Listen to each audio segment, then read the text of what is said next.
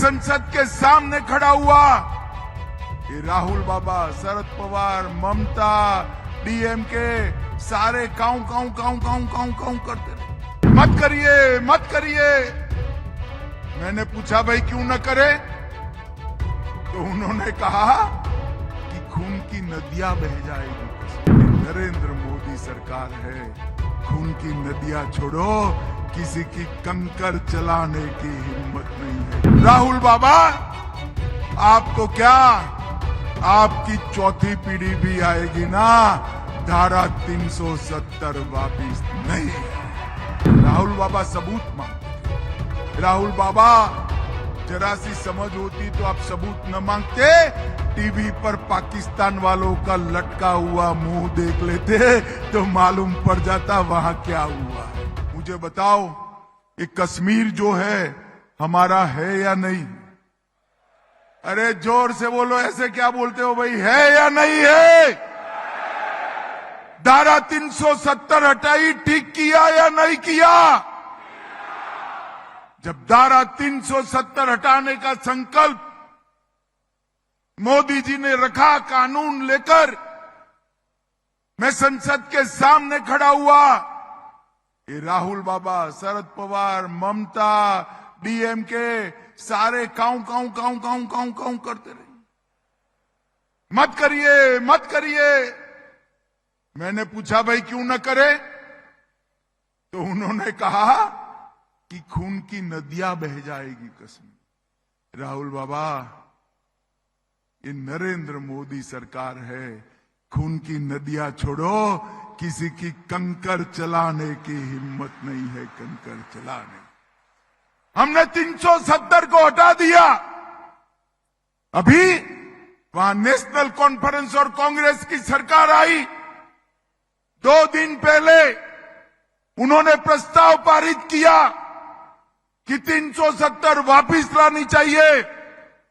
मैं आज आप सबके बीच में कहकर जाता हूं, राहुल बाबा, आप तो क्या, आपकी चौथी पीढ़ी भी आएगी ना, धारा 370 वापिस नहीं है। कश्मीर भारत का है, इस पर कोई उंगली उठाकर देख नहीं सकता। आपका शासन था, आए दिन पाकिस्तानी आतंकवादी बम धमाके कर कर भाग जाते थे, और मनमोहन सरकार के माथे पर जू नहीं रहती थी। नरेंद्र मोदी सरकार आई और उरी और पुलवामा में हमला किया। वो भूल गए कि अब मनमोहन सिंह की सरकार नहीं है, अब नरेंद्र मोदी की सरकार है।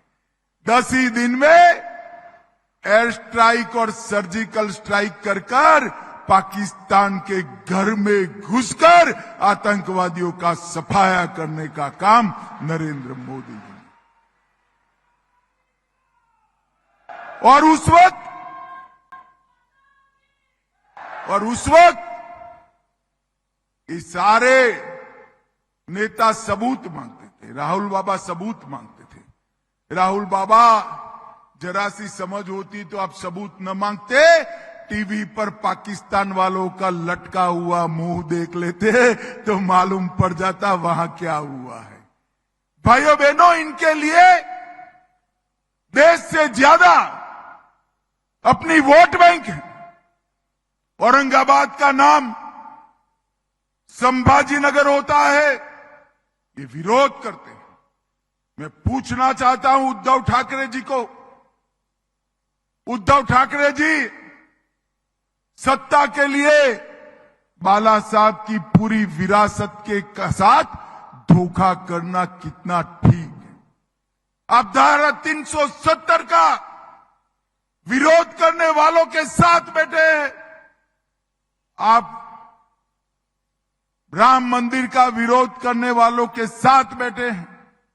आप संभाजी महाराज के नाम से नामकरण का विरोध करने वालों के साथ बैठे, और अब आप वक्फ के अंदर मोदी जी जो सुधार ला रहे हैं, वो कानून का भी विरोध करने के वालों के साथ बैठे। मुझे बताओ कराड़ वालों, कांग्रेस सरकार ने वक्फ कानून को बदलकर इसके अंदर एकाधिकार वक्फ बोर्ड को दे दिया, जिसका दुरुपयोग होता है।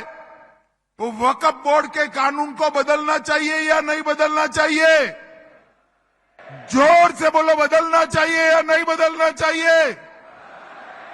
अभी अभी 2 दिन पहले कर्नाटक के वक्फ बोर्ड ने कई गांव, मंदिर समेत, किसानों के घर समेत, किसानों की खेती की भूमि समेत वक्फ की संपत्ति कर दी, और राहुल बाबा कुछ नहीं बोलते।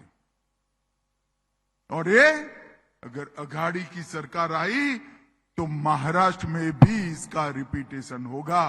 मगर कराड़ वालों, आप चिंता मत करो, ना अघाड़ी की सरकार आनी है, ना किसानों की भूमि वक्फ की भूमि होनी है। आज मैं दक्षिण कराड़ के लोगों को कहकर जाता हूं कि भारतीय जनता पार्टी इसी सत्र के अंदर वक्फ का बिल भी लाएगी और इसको पारित भी कराएगी, उसको कोई नहीं